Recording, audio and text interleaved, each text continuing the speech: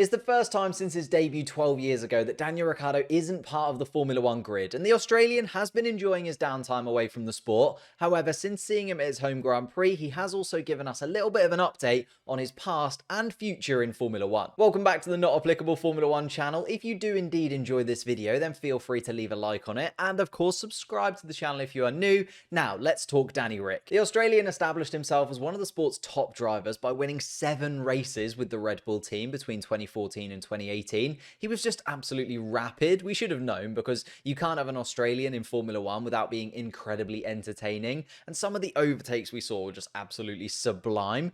But he saw Max Verstappen enter the team and often take priority over him in the pecking order. So a switch to Renault and then McLaren was his way of escaping the shadow of Max and allowing him to try and build a team around himself, but unfortunately not everything went to plan. In a recent interview, the Australian has revealed how his struggles with McLaren helped him reach a reality that he's no longer one of the fastest drivers in Formula One. He said, "I'll always take some responsibility or accountability when talking about his failed time at the McLaren team," adding, "For many years, I truly believed I was the best, and I am the best in the world, so whatever the situation, I'll be able to overcome it. Obviously, with McLaren, it was tough for me to do that, so yeah, I was aware that I'm not the perfect driver. I do have weaknesses." It feels so weird to hear that from Daniel Ricciardo, because he was always the driver that saw the lighter side of everything, and it does go to show just how badly it went for him at McLaren. Ricciardo was then let go by the McLaren team at the end of last season in favour of another Aussie in Oscar Piastri after a hugely disappointing 2-year spell with the team.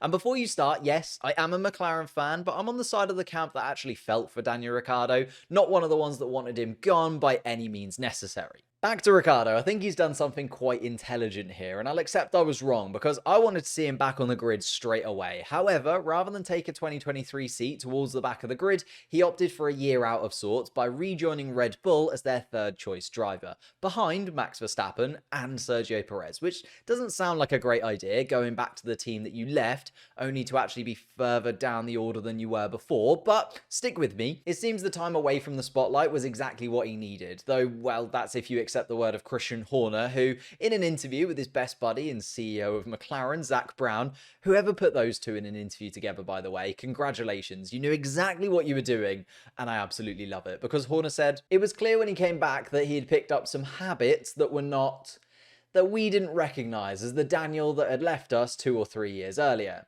So it seems that jumping straight back into a Formula One seat without the time to recuperate could have actually been more catastrophic for Daniel in the long run. He even said himself, "Even I was a little bit probably timid getting into the simulator, but as the day went on, the more comfortable I felt, and the more it just felt like I was kind of back home in a car that I honestly felt comfortable with." On top of that, a large part of Ricciardo's idea for this year off the grid was also to decide whether he even wanted to pursue a Formula One seat for the 2024 season. He was in discussions with a few teams at the end of last season once the announcement from McLaren came. There were links that implied he'd spoken to Alpine before they settled on Pierre Gasly, and there were discussions with Haas that didn't seem to lead anywhere in particular. Of course, the American team eventually landing on Nico Hülkenberg for the season.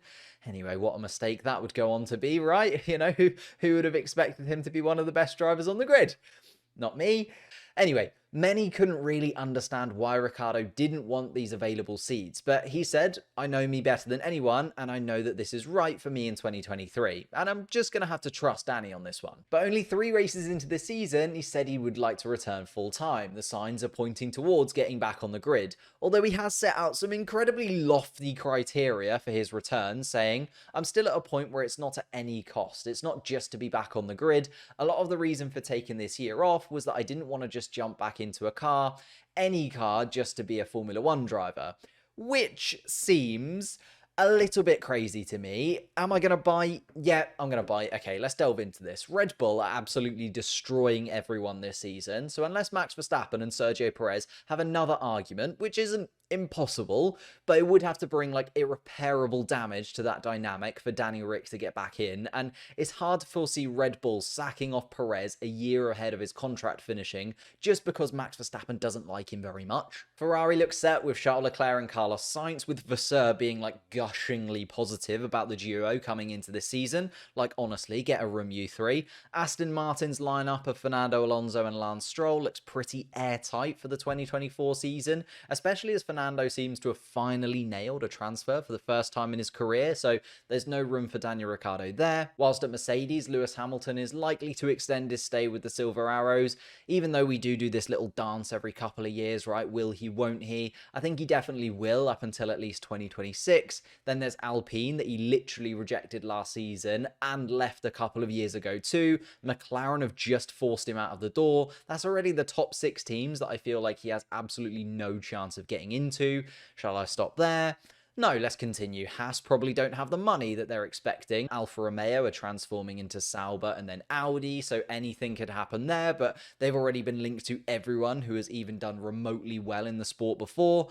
I'll stop there. Or will I? No, I will, because it is just incredibly difficult to see how Daniel Ricciardo pops up on the 2024 grid unless he's willing to compromise even slightly on his criteria of only going to a team that can deliver him a race win. As much as I would love to see it, and I really would love to see it, I just cannot see a team taking in Daniel Ricciardo with his demands being so high and his stock being so incredibly low. Like, don't get me wrong, Daniel Ricciardo is an incredibly good driver, and I still believe he's of Formula 1 quality, and hey, we've seen drivers come back onto the Formula 1 grid after 2 seasons or even 3 seasons away, but after every year you're not in a seat, it's a year that another driver is building experience and picking up points and victories, and that just makes it even more difficult for Daniel Ricciardo to get back in.